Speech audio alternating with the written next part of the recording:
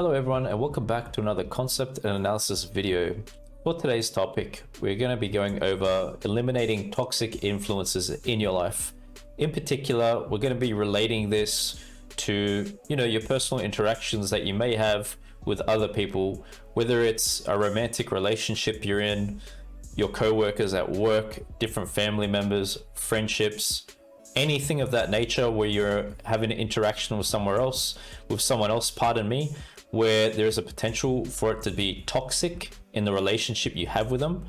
We're going to be identifying the different forms of toxicity people can express towards you in those connections. So this is relevant and good to outline because there are many kinds of different personalities out there, and some people who feel like insecure, inferior, maybe powerless, they may revert to this form of interaction to feel, more stronger and better about themselves, putting others down to get on top in life. I mean, it's not positive at all. It's even not really positive to imagine too much or think about. But at the same time, it's good to bring awareness to this topic because I think we all go through these kinds of things at different stages in our life. And if we don't have the awareness of how toxic people operate on their level and how they can impact us, they can drag us down and maybe make you even feel bad about yourself, lose determination towards goals you're working towards, lose your positivity, lose your faith in things. So it's very good to just discuss these and bring awareness to this topic. But enough about that, enough with the overview. We're going to get straight into these different key indicators just to bring you guys some awareness to this. And with each of these points, I'm not going to go ahead and read all of them through in their entirety, but I will read segments and we'll break down each identifier and discuss its relevance. All right. So here are traits of toxic people. So as you can see, we've got a number of them down here. And the first one that we have to go with is manipulation. I guess that's one that stands out very much. Toxic people are often very good at manipulation. They may seem to be genuinely interested in your company and getting to know you at first, but will eventually use the knowledge they gain about you to try and get you to do what they want. So yeah, that's a pretty good definition for manipulation. So some people that they may act genuine with you for the sole purpose of getting some sensitive information from you, perhaps something that is close and dear to you that they know is of great significance and importance, and they can kind of use that against you to pressure you into doing things. So yeah, it does sound quite toxic, doesn't it? Manipulation, I think, stands out the most out of these factors. But next on, we'll move on to the second point. They make you feel bad about yourself. Insults are the most direct way that toxic people can make you feel bad, but most of the time, the ways they affect your self-esteem are more subtle. When you are feeling happy or proud of yourself, they'll find ways to rain on your parade or downplay your achievements. So, when you achieve something big and good, pay close attention to those who don't clap around you at that time or don't praise you, because that might be a subtle indicator that they've got some bad intentions towards you deep down inside. But yeah, obviously positive people, they'll praise the good, ignore the bad. But it seems that toxic people will just focus on the smallest minute worst things of a situation and maybe amplify and magnify that, make it a lot worse than it is. So yep, another toxic trait there, my friends. They make you feel bad about yourself. The third point that we have to go with here is being judgmental. Everyone can be judgmental from time to time, but a toxic person is judgmental almost all of the time. They see things in black and white and criticize anything they don't agree with or approve of, instead of considering the circumstances or the feelings of other people. So what we could say with being judgmental is it's kind of a fine line with being honest and truthful. Like, for example, when you're giving feedback to someone about something, sometimes we can give feedback and it can seem maybe harsh and judgmental, but it can be true. So we got to interpret this one a bit more carefully than the others, because we may mistake good feedback sometimes for someone being judgmental in a toxic way. So keep in mind the slight differences. Try to look for the truth in people's comments towards you, and the facts and evidence they have to support it. Don't simply get triggered because they're saying something harsh. Sometimes the truth can hurt as well. We got to kind of take that a bit. But if it's like unnecessary judgments for every little thing and there's not much concrete weight to back up their claims, it could be a sign of a toxic person you're dealing with. Next up, we have negativity to go with. Some people just can't seem to see the good in life. They'll find something bad about everything and aren't able to find joy in anything. Being around someone like this can make it hard for you to enjoy yourself and be positive. Sometimes it can be easy to confuse the symptoms of depression for negativity. So it's worth having a conversation with someone to determine if they need help getting through depression or if they are truly being toxic. So yeah, once again, there's a fine line between negativity and people's mental health. Sometimes people's mental health is impacted, which influences their behavior, their perception of things. They have more of a dark and gloomy perspective of the world around them. So, that's going to influence what they tend to talk about, how they take on different situations they find themselves in. But at the same time, toxic, negative people, they often judge things in a poor way as well. So I guess when someone is, interpreting many situations as being negative, try to assess kind of where they're at mentally in their life. Maybe they're under some pressure, some stress, and that's kind of impacting the state of their mindset. So maybe they're not a toxic person, maybe they're just going through things in that moment. If you can reference back to knowing them, how they've been in past times when they're feeling good and 100%, maybe that could help you discern that. But yeah, if that's not the case, they could be a toxic person displaying some negativity towards you. Passive aggression. These behaviors are a way that people express their discontent without having a conversation about their problems. This type of hostility is less obvious than anger and can be shown in a number of different ways. Some forms of passive aggression include snide comments, sabotaging the efforts of other people, purposely doing something or not doing something to make things inconvenient for someone or get them upset. So yeah, passive aggression, it kind of relates to some of the other points. It kind of feels a bit like on the manipulation side. I guess there's some manipulation involved with passive aggression too. So, it's kind of like people who are passive aggressive, you could say like they're displacing their anger perhaps. They could be open and honest and come forward to you and, say what their disagreements are with you about something. But if they don't have that kind of approach capacity, they may channel that indirectly, and in so channel their aggression in a passive way, do things indirectly that are negative towards you. As I said here, sabotaging different kinds of comments. So it's kind of like they're showing you how they feel, but they're not telling you the true reason why they feel that way, and they're not identifying the core of their issue. Okay, so I guess if you feel someone's being like a bit over the top, let's say, to you in their conversations with you, you might want to assess if they're being passive aggressive and what could the cause be for their passive aggression. Some kind of a disagreement you had with them, and whatnot. So yeah, consider that, guys.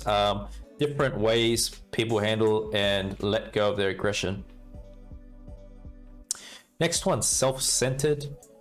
Toxic people care mostly about themselves, believe it or not. I don't think that's much of a surprise. They don't think about how their actions affect others and believe they are better than everyone else.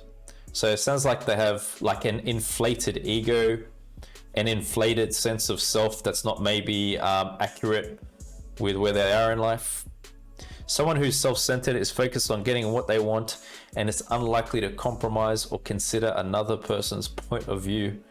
It sounds like they could be pretty successful using this approach, because you could have a lot of like grit and self-belief and push and really want something to succeed. But going about it in a self-centered way is not positive, because You don't tend to help others along the way in your journey, which is the way to achieve goals. You know, in life, when you're reaching for a goal, you want to uplift people with you to help them achieve their goals too. You want to operate in a way where everyone wins together, right? You don't want to be self-centered. That's not the way, guys.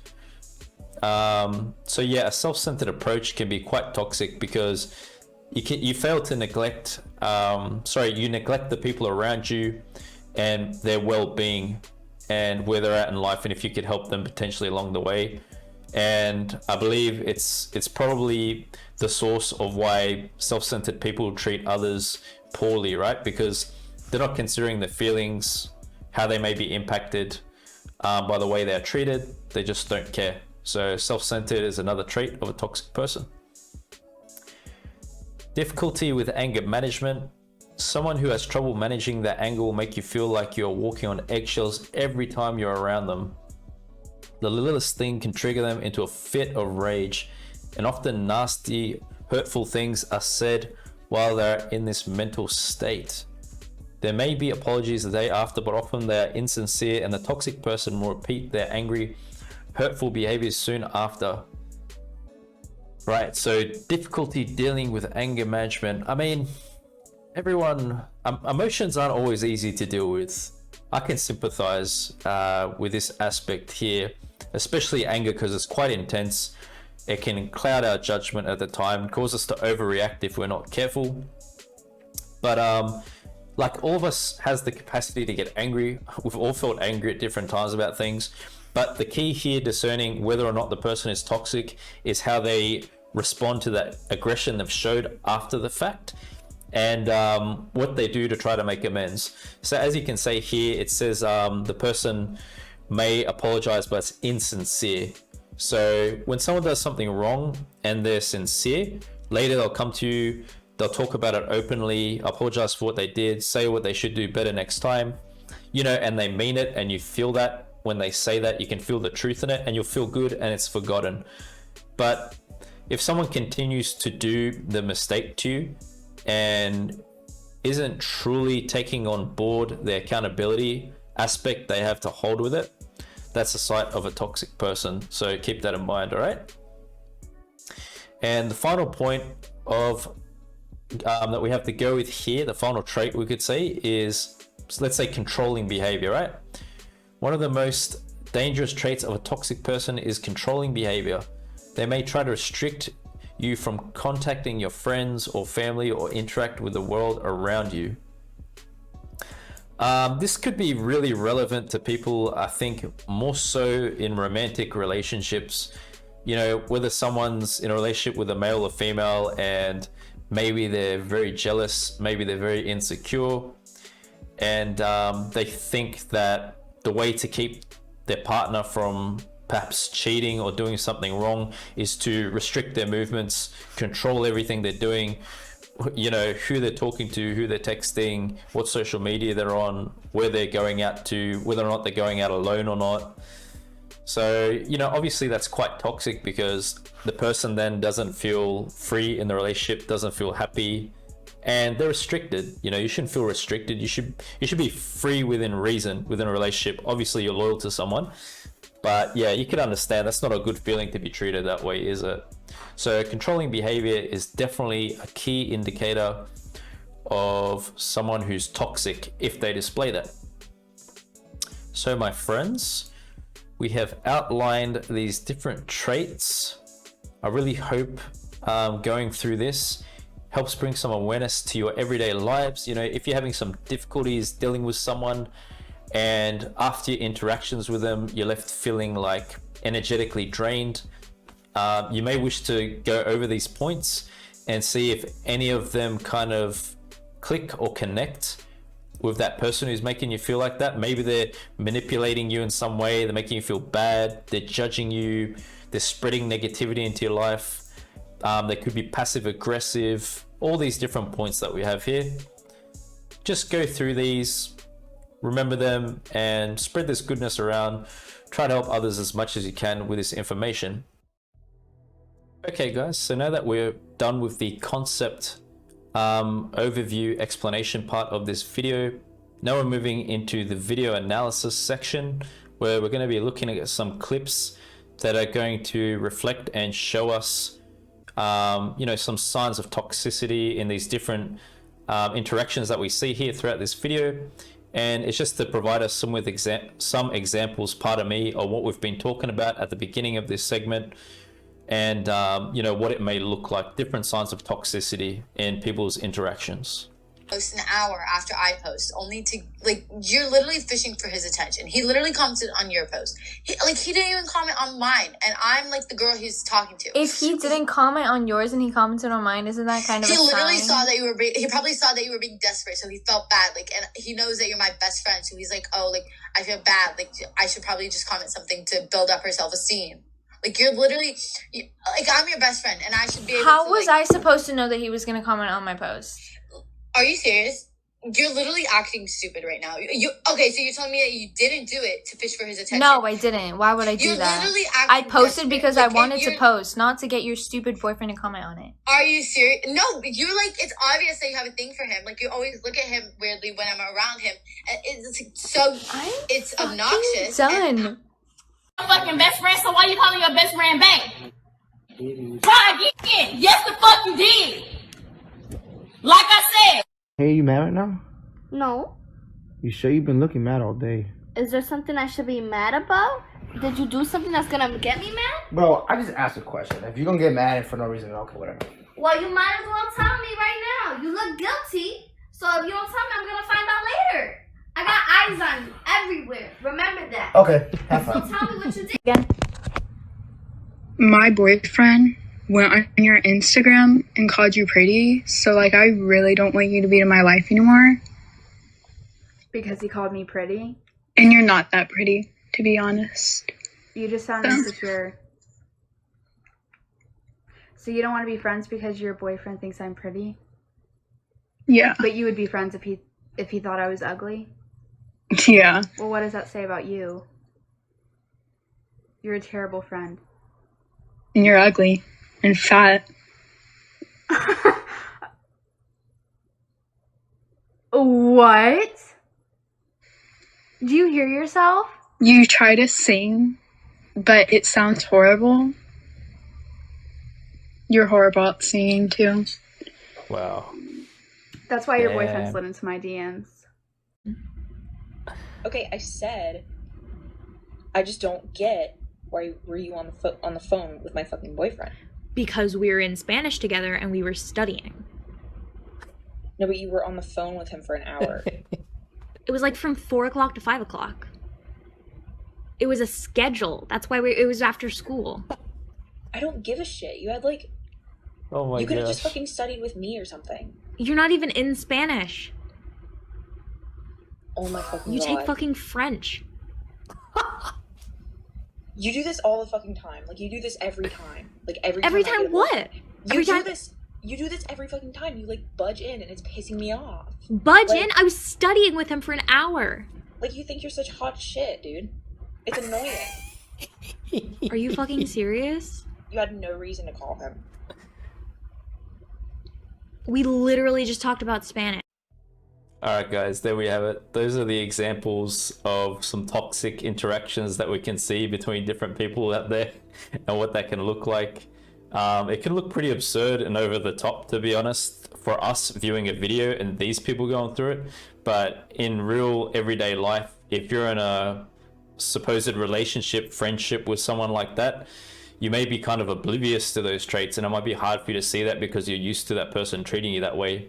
But go ahead, reflect on these different key indicators of toxic people that we outlined, and just assess in your everyday lives if there's someone like that you're interacting with, and if they're bringing you down, and if they are, consider cutting them out of your life. You don't need that. You want to be free, positive, and happy.